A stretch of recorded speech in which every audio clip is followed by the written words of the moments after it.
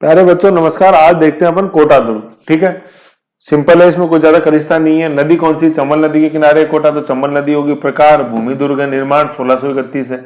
ठीक है, अब यहां से इंपॉर्टेंट हो जाता चालू। निर्माता कौन है? माधो सिंह या माधव सिंह? ये माधो सिंह या माधव सिंह वही है जिन्होंने कोटा में पॉपुलर किया था क्या? आपने दशहरा। राजस्थान में सबसे फेमस दशहरा कहाँ का? कोटा का है।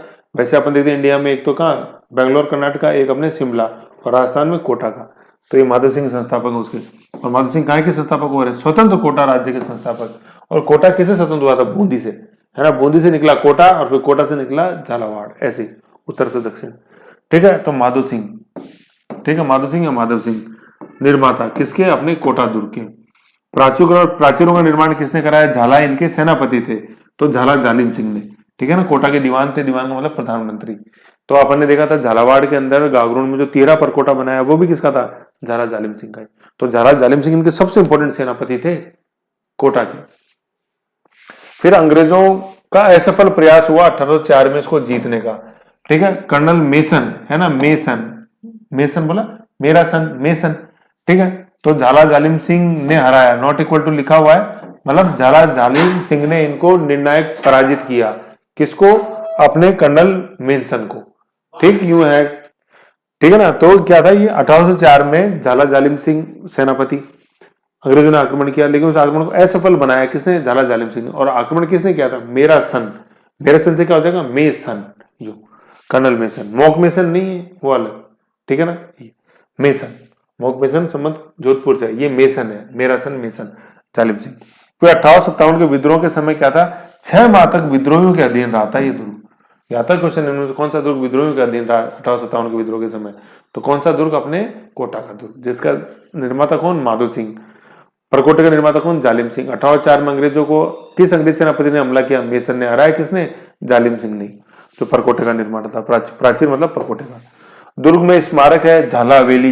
ये झाला हवेली है, झाला जालिम सिंह की हवेली है, जो भित्ति चित्रों के लिए फेमस है। भित्ति चित्र समझते हो? फ्रेस्को पेंटिंग, दीवारों के ऊपर भीत, है ना। एक लपड़ दूंगा भीत में मिल जाएगा, तो वो वही भीत भित्तों पे जो चित्र हुए भित्ति चित्र, फ्रेस्को पेंटिंग। तो ये है कोटा दुर्ग, झाला हवेली, है ना। संग्रहालय यहाँ पे महाराजा माधव सिंह का म्यूजियम है। आज की तारीख में जब आप घूमने जाओगे तो दिखता है ये। तो कोटा के संस्थापक ही माधव सिंह थे, इसलिए यहाँ पे म्यूजियम है, माधव सिंह म्यूजियम।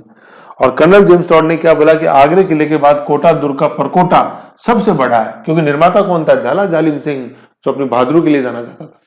ठीक है, तो कर्नल जेम्स टॉड ने किस दुर्ग का परकोटा आगरा दुर्ग के बाद सबसे बड़ा बताया है? वेरी गुड, कौन सा? अपने कोटा दुर्ग। क्योंकि इस परकोटे का निर्माता कौन था? परकोटा मतलब प्राचीन का निर्माता कौन था? झाला जालिम सिंह।